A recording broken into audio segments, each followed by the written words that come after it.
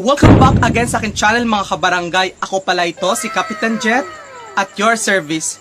So for today's video mga kabarangay, ang gagawin natin ay mag-shoutout tayo individual sa ating mga supporters kasi nag-post ulit ako sa aking Facebook ng ang challenge ko dun mga kabarangay ay maghingi ako sa kanilang pictures tapos yung shoutout ko not just as a shoutout lang, so with a twist. So malalaman nyo mamaya kung ano yung sasabihin natin para sa kanila.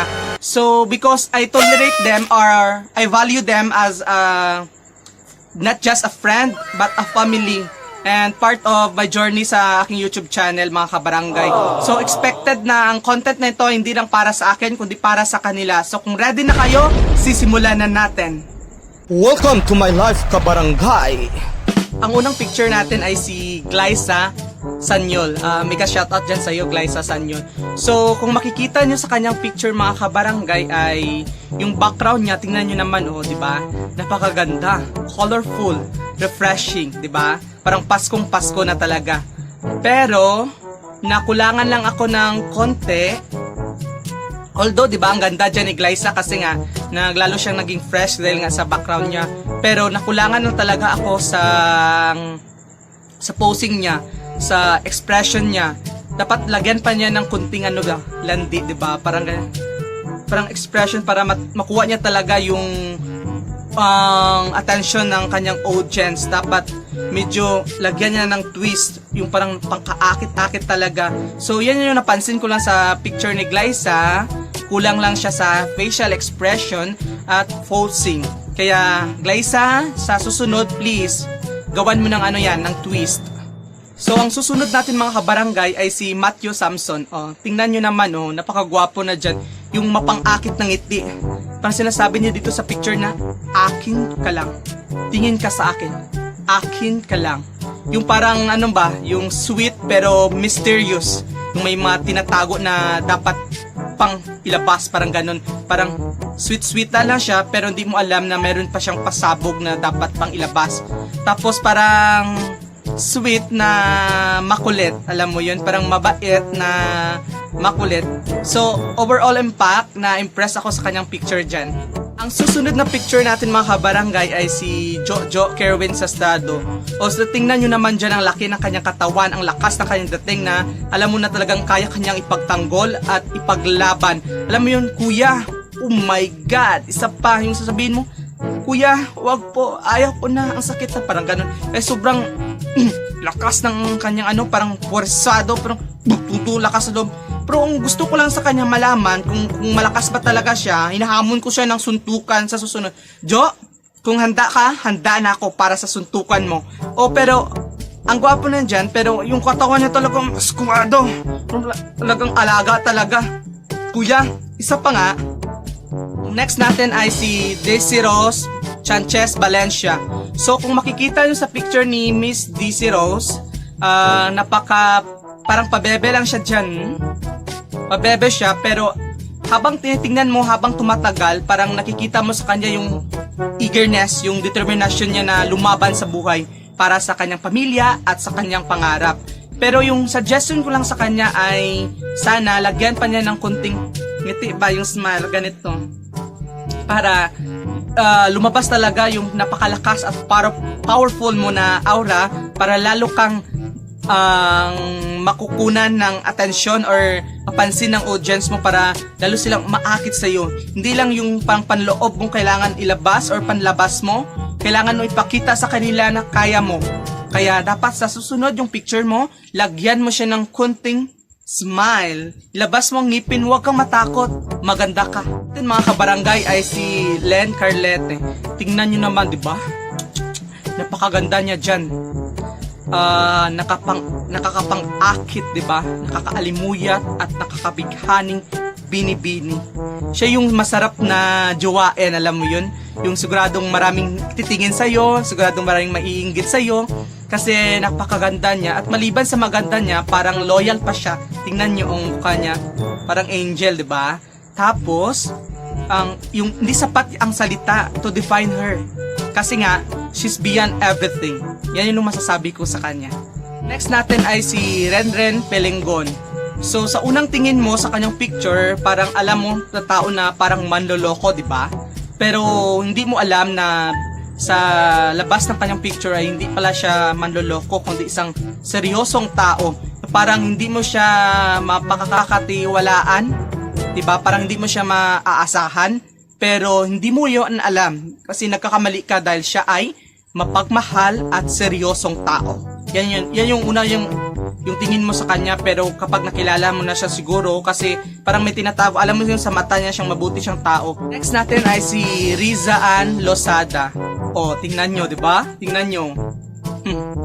Kilay pa lang at braces, pasabog na. Ikaw na talaga. At alam mo talaga yun na palaban siya. At hindi talaga magpapatalo sa iba. Tapos, natagdagan pa ng kulay blonde niya na buhok na lalong lumabas ang ganda at hubog ng kanyang mukha. Kaya mapapatingin ka talaga na sa kanya na siya na talaga ang napakagandang dalaga. Diba? Do you agree with me? Next natin mga kabarangay ay si Sam Era II. So ito talaga ang tinatawag na total transformation. So kahit ako mga kabarangay na bigla ako nang nakita ko siya, nag-comment at nag-post ng kanyang picture doon sa comment section sa Facebook ko kasi smith ko po ng elementary. Tapos parang mula na mga every 4 years na yata something, hindi na kami nakita or 5 years something, hindi ko lang ma-sure. Pero nagulat ako. Tingnan nyo naman mula ulo hanggang paa, panlaban na. Pwede siyang pang-model ng Kawasaki, Honda. Total package na siya ngayon. Puweta ng labanan. Next natin ay si Angel Rose Salcedo Sartin Sagselo. Haba ng pangalan niya. So, sa unang picture niya, kasi dalawa yung picture niya. Yung unang picture niya, kabarangay, tingnan nyo, diba? Medyo ano lang dyan siya. Dry lang yung buhok ni dito sa harapan. Dry at medyo kulot, pero hindi yan naging hadlang para takpan ang ganda ng kanyang mukha at ang kanyang kaputian.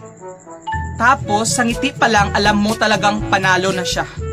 Sa pangalawang picture naman niya, kabarangay, ay medyo nakulangan lang ako ng konti sa kanyang expression ng kanyang mukha at konting landi din at pose kasi parang ano lang siya, relax lang siya dyan. Pero overall, okay naman kasi nakangiti-ngiti lang naman siya. Pero next time, April, kung mag-post ka, itodo mo na.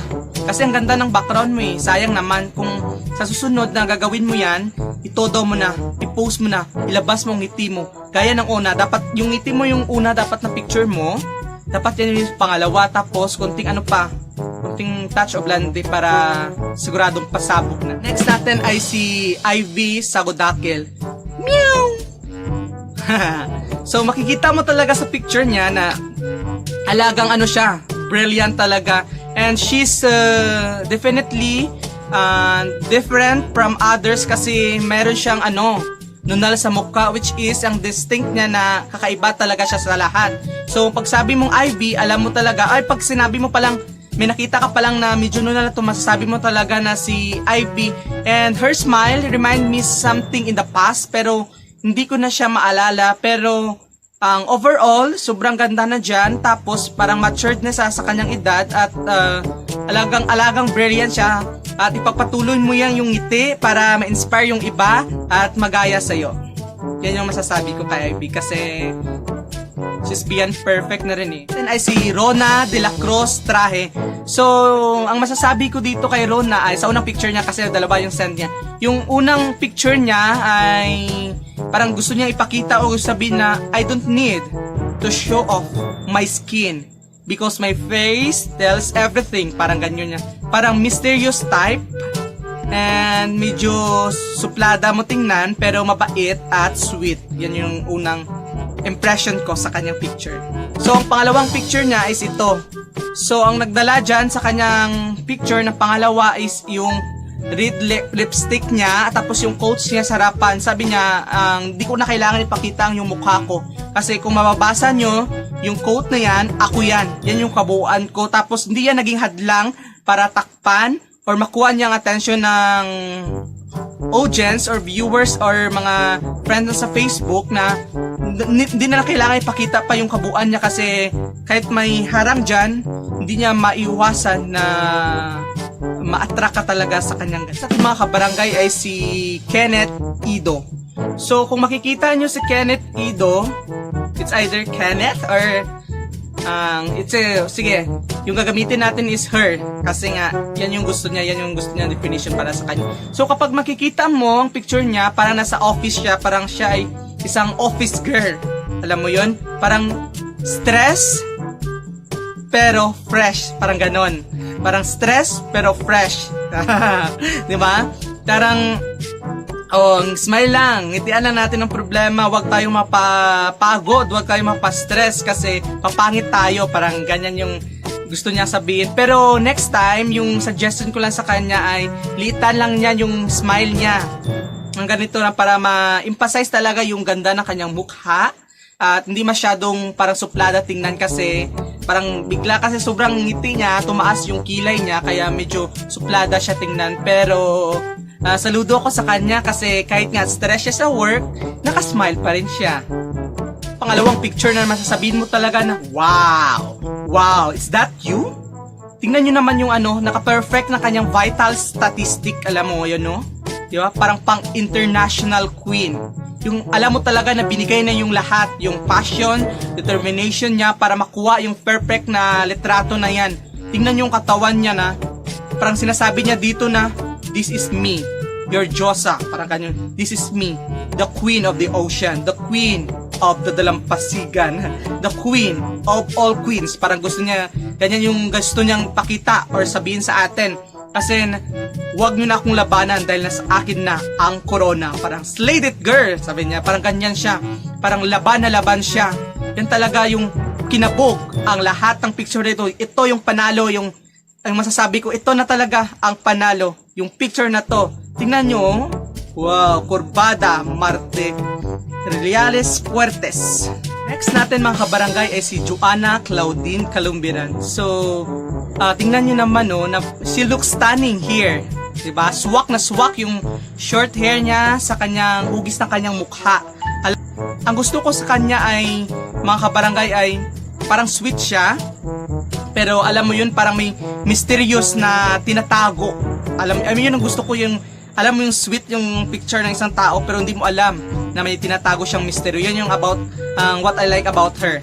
Tapos, yung next is parang unang tingin mo sa kanya parang hindi makabasag pinggan. Pero watch out ka kapag lumabas ang tiger personality niya. Talagang pasabog talaga.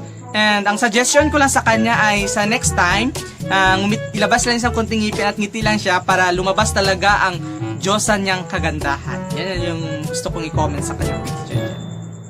Next natin ay si Aloha del Rosario. I like her name. Ang ganda. Aloha. Parang Aloha means masaya. Hindi ko alam. Basta may mga term na ginagamit yata yung ibang bansa. Hindi ko naman kung saan ko narinig pa salitang Aloha. So, she's really true definition of magandang binibini. Magandang dilag. Alam mo yun? Fresh, carefree, and absolutely stunning.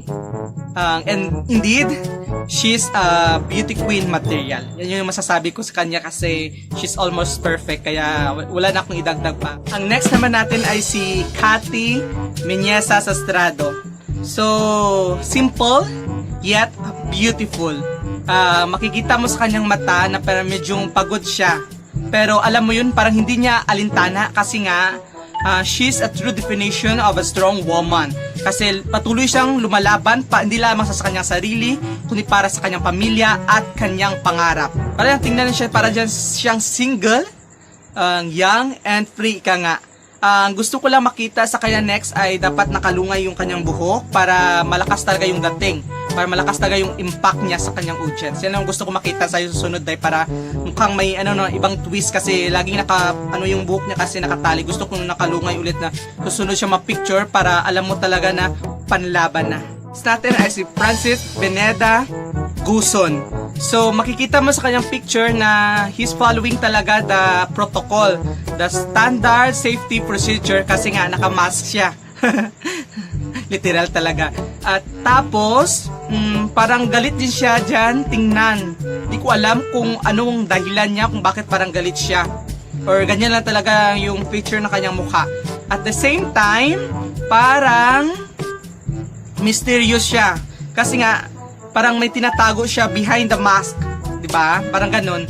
At kung makikita mo din sa kanyang picture na medyo makapal yung kilay niya, talagang alam mong gwapo siya at matatag na tao. Yan yung masasabi ko sa kanya. So, ang next natin ay si Cardemler Delioso, mga kabarangay. So, ang una talaga nakita ko sa kanyang picture ay ang kanyang ugat. Sorry Yan na talaga nakita ko. Malakas sa kanyang appeal at tindig na mala Ruben Padilla. Diba? Tapos, alam mong determinado talaga siya sa trabaho kasi nga on duty siya despite of this pandemic talaga. At lalaking lalaki siya pero alam mo yung parang may lalaking lalaki nga pero hindi natin alam kung may tinatago siyang lihim, kaya 'di ba? Tapos, alam mo talagang matino siya kasi nga loyal siya sa kanyang trabaho. Yan yung masasabi ko sa kanya. Next natin ay si Remark Checa Situbal. So, manluloko mang naturingan kasi nga sabi nila seaman. Pero hindi nyo lang alam na si Remark Situbal ay seryoso po. Medyo bastos pero maginoo. Alam mo yun? Mukhang hindi lang siya dyan makakatiwalaan pero po siya po ay tapat at loyal. Ang ganda ng picture at kuha niya dyan lakas ng Makakoko Martin, yung anggulo niya. Mamapayat lang siya ng konti, siguradong maglalaway sila sa Rem. Ang next natin po ay si Tricia Ampuan Sarswela. So kung makikita nyo sa kanyang picture, she is seductive yet dangerous. Yun yung papang-akit na talagang yung pagkakahumalingan. Alam mo yun? At fashionable. Siyempre, alam mo naman sa forma niya. And she knows how to project in front of camera. Kaya ang lakas ng kanyang dating at ang ganda ng kuha niya dyan. So, you're beautiful enough. Mga next natin mga kabarangay si Herna Gordon Fortaleza. So kung makikita nyo sa kanyang picture ay mukhang mukhang stricta siya, na maldita, pero magaling makisama. Yan yung tapos parang napilitan ka lang ba dito tata sa picture na to? Parang hindi mo gusto yung kuha. And makikita mo sa kanya parang madam siya na palaging nagpapautang kasi nga parang mukha siyang mayaman. At ang suggestion ko lang sa'yo next ay ngumiti ka para hindi ka mukhang suplada tingnan. Ang next po ay natin ay si Kimi Sastrado po. Ito talagang literal na sitting pretty. At mukha siya dyang inosente pero maraming nalalaman at madiskarte sa buhay. Yan yung nakikita ko sa kanya. Young and free. Yan yung mako-comment ko sa'yo ding. Natin po ay si Nylimore Francisco Alcazar. So kung makikita nyo sa kanyang mukha, parang bilugan siya dyan at parang buwan. Yung mukha niya mabilog. Yan yung talaga yung asset niya para magmukha siyang baby face at hindi stress. Yan yung kanyang asset. At ang gusto ko sa kanya dyan, parang pa-cute siya at pa-bebe. Alam mo yun, pero matured na yung isipan. So, ang suggestion ko lang sa kanya, huwag siyang mangiti masyado kasi nga, hindi siya attractive tingnan. So, next, Bibi Rumilin, huwag ka nang ngumiti, medyo seductive kasi nga, baby face ka na hindi mo na kailangan ngumiti pa para makuha ang atensyon ng yung budgets. Ang next po natin ay si Iris RNR Sigusabal Dunggan. So, meron din siyang YouTube channel mga kabarangay. So, makikita mo sa kanya na ito pa yung nini days niya. Yung mga kapanahunan pa niya. Na mga past pa siguro kasi nakikita ko yung picture niya na mataba na siya.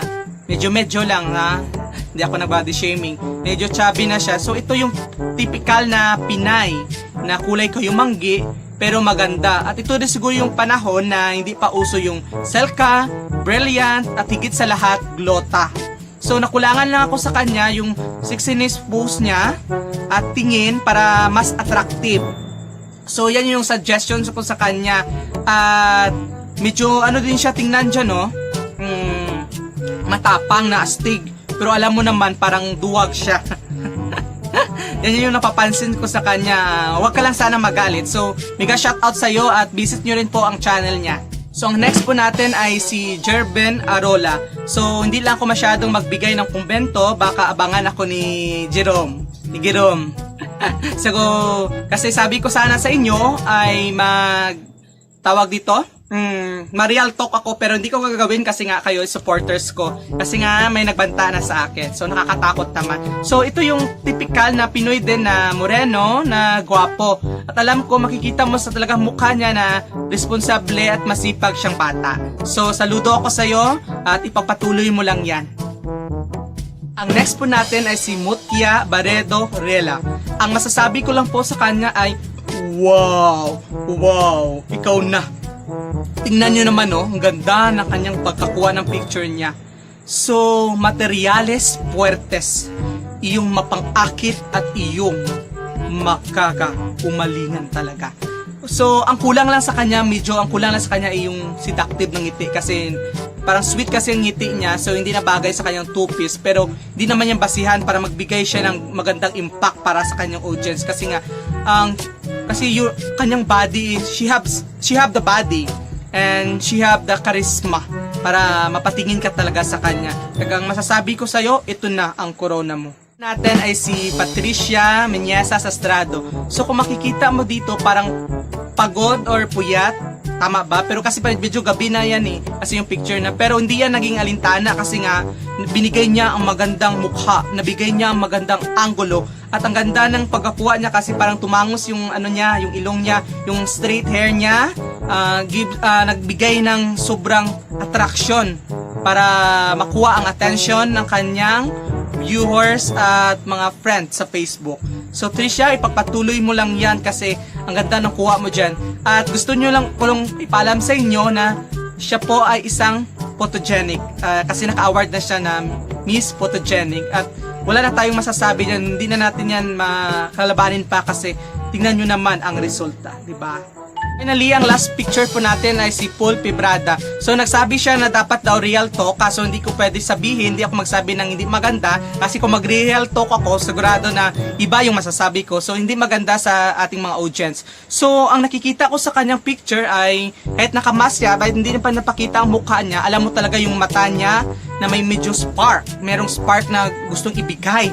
Yung gusto parang makuha ka sa tingin niya, mapapatingin ka talaga sa kanya at yung kapal ng kanyang kilay, malalaman mo talaga na napakaganda niyang lalaki, na napakagwapo niya at malakas yung dating. At magaling siya kumuha ng anggulo kasi nakatakilid siya para makita mo talaga ng hugis ng kanyang mukha.